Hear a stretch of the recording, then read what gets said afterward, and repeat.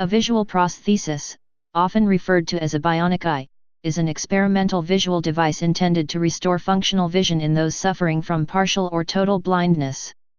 Many devices have been developed, usually modeled on the cochlear implant or bionic ear devices, a type of neural prosthesis in use since the mid-1980s.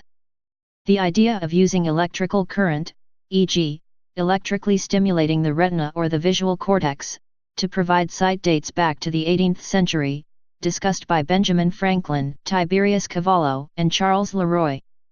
Biological considerations. The ability to give sight to a blind person via a bionic eye depends on the circumstances surrounding the loss of sight. For retinal prostheses, which are the most prevalent visual prosthetic under development, due to ease of access to the retina among other considerations, patients with vision loss due to degeneration of photoreceptors, retinitis pigmentosa, choroideremia, geographic atrophy, macular degeneration, are the best candidate for treatment. Candidates for visual prosthetic implants find the procedure most successful if the optic nerve was developed prior to the onset of blindness. Persons born with blindness may lack a fully developed optical nerve, which typically develops prior to birth, though neuroplasticity makes it possible for the nerve, and sight, to develop after implantation. Technological considerations. Visual prosthetics are being developed as a potentially valuable aid for individuals with visual degradation. Argus 2, CO developed at the University of Southern California, USC, Eye Institute and manufactured by Second Sight Medical Products Incorporated, is now the only such device to have received marketing approval, CE mark in Europe in 2011. Most other efforts remain investigational. The Retina Implant AG's Alpha IMS won a CE mark July 2013 and is a significant improvement in resolution. It is not, however, FDA approved in the US. Ongoing projects. Argus Retinal Prosthesis. Mark Humayun, who joined the faculty of the Keck School of Medicine of USC Department of Ophthalmology in 2001, Eugene D. Yuan, now at the University of California San Francisco, Engineer Howard D. Phillips, Bioelectronics Engineer Wenta Liu, now at University of California Los Angeles, and Robert Greenberg, now of Second Sight, were the original inventors of the active apiretinal prosthesis and demonstrated proof of principle in acute patient investigations at Johns Hopkins University in the early 1990s. In the late 1990s, the company Second Sight was formed by Greenberg along with medical device entrepreneur Alfred E. Mann. 35. Their first-generation implant had 16 electrodes and was implanted in 6 subjects by Humayun at University of Southern California between 2002 and 2004. 35. In 2007, the company began a trial of its second-generation, 60-electrode implant, dubbed the Argus 2, in the US and in Europe. In total, 30 subjects participated in the studies spanning 10 sites in 4 countries. In the spring of 2011, based on the results of the clinical study which were published in 2012, Argus 2 was approved for commercial use in Europe, and Second Sight launched the product later that same year. The Argus 2 was approved by the United States FDA on February 14, 2013. 3 U.S. government funding agencies, National Eye Institute, Department of Energy, and National Science Foundation, have supported the work at Second Sight, USC, UCSC, Caltech, and other research labs. Microsystem-based visual prosthesis, MIVP. Designed by Claude Verard at the University of Louvain, this is a spiral cuff electrode around the optic nerve at the back of the eye. It is connected to a stimulator implanted in a small depression in the skull. The stimulator receives signals from an externally worn camera, which are translated into electrical signals that stimulate the optic nerve directly. Implantable miniature telescope. Although not truly an active prosthesis, an implantable miniature telescope is one type of visual implant that has met with some success in the treatment of end-stage age-related macular degeneration. This type of device is implanted in the eye's posterior chamber and works by increasing, by about 3 times, the size of the image projected onto the retina in order to overcome a centrally located scotoma or blind spot. Created by VisionCare Ophthalmic Technologies in conjunction with the Centrocyte Treatment Program, the telescope is about the size of a pea and is implanted behind the iris of one eye. Images are projected onto healthy areas of the central retina, outside the degenerated macula, and is enlarged to reduce the effect the blind spot has on central vision. 2.2x or 2.7x magnification strengths make it possible to see or discern the central vision object of interest, while the other eye is used for peripheral vision because the eye that has the implant will have limited peripheral vision as a side effect.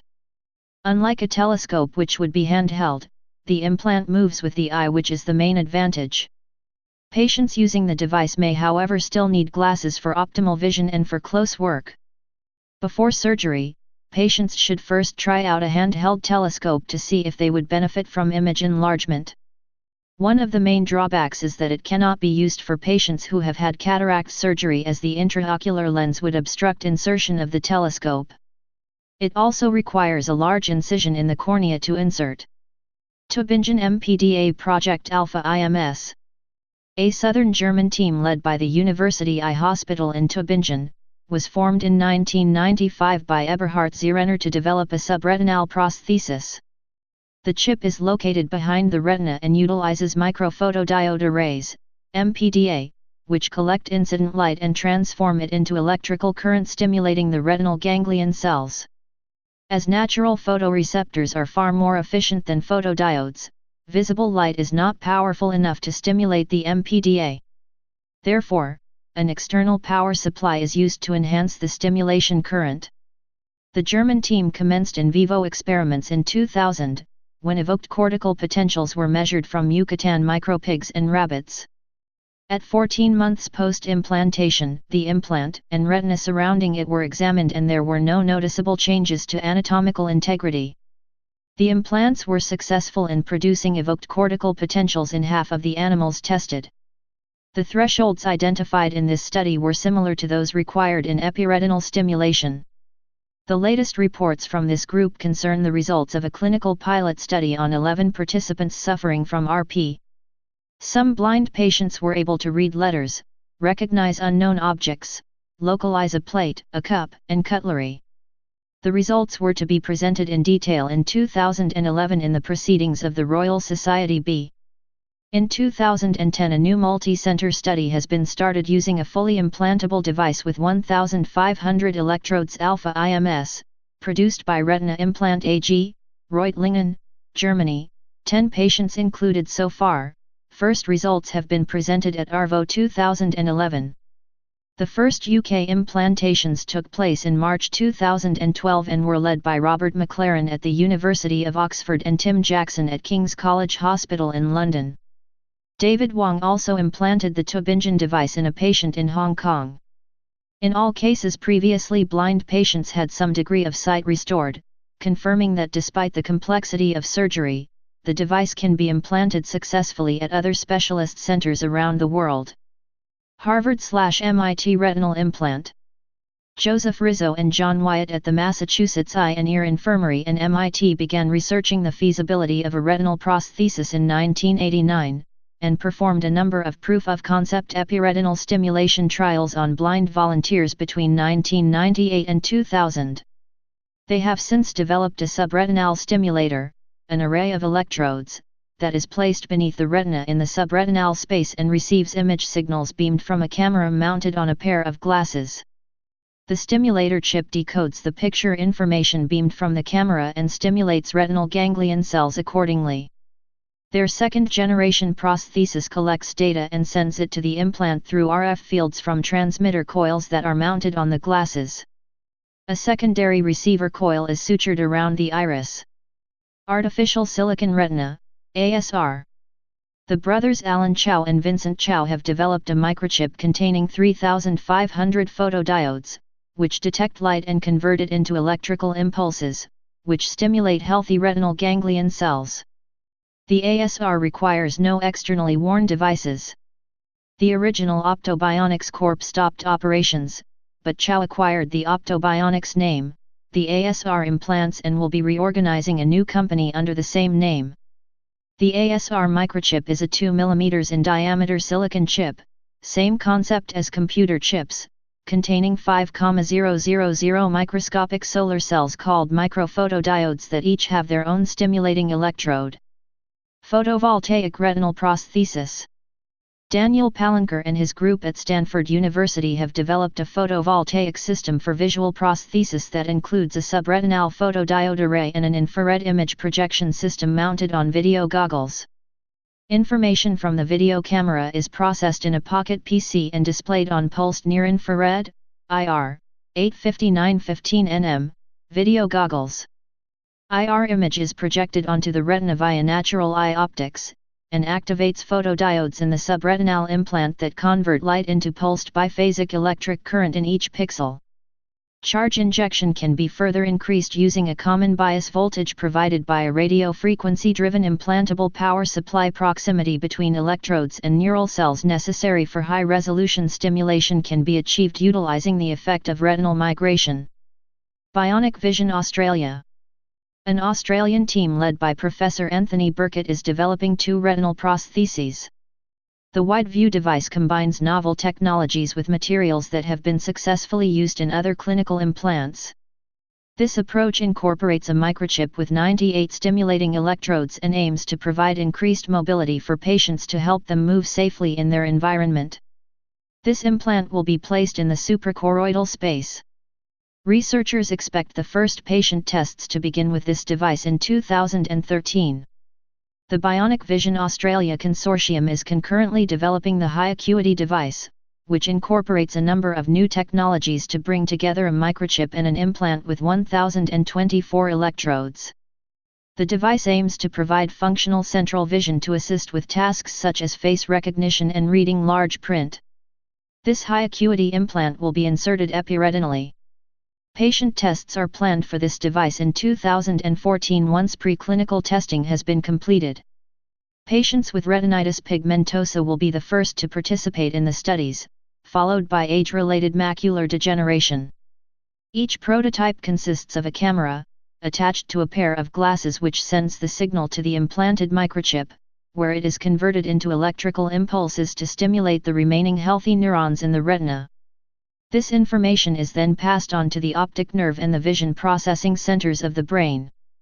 The Australian Research Council awarded Bionic Vision Australia a $42 million grant in December 2009 and the consortium was officially launched in March 2010. Bionic Vision Australia brings together a multidisciplinary team, many of whom have extensive experience developing medical devices such as the cochlear implant, or bionic ear. Doubly Eye. Similar in function to the Harvard/MIT device, except the stimulator chip sits in the primary visual cortex, rather than on the retina. Many subjects have been implanted with a high success rate and limited negative effects. Still in the developmental phase, upon the death of Doubly, selling the eye for profit was ruled against in favor of donating it to a publicly funded research team. Intracortical visual prosthesis. The Laboratory of Neural Prosthetics at Illinois Institute of Technology, IIT, Chicago, is developing a visual prosthetic using intracortical electrode arrays. While similar in principle to the Doubly system, the use of intracortical electrodes allow for greatly increased spatial resolution in the stimulation signals, more electrodes per unit area. In addition, a wireless telemetry system is being developed to eliminate the need for transcranial wires. Arrays of activated iridium oxide film, AROF, coated electrodes will be implanted in the visual cortex, located on the occipital lobe of the brain. External hardware will capture images, process them, and generate instructions which will then be transmitted to implanted circuitry via a telemetry link. The circuitry will decode the instructions and stimulate the electrodes, in turn stimulating the visual cortex. The group is developing a wearable external image capture and processing system to accompany the implanted circuitry. Studies on animals and psychophysical studies on humans are being conducted to test the feasibility of a human volunteer implant. Please subscribe and thanks for watching.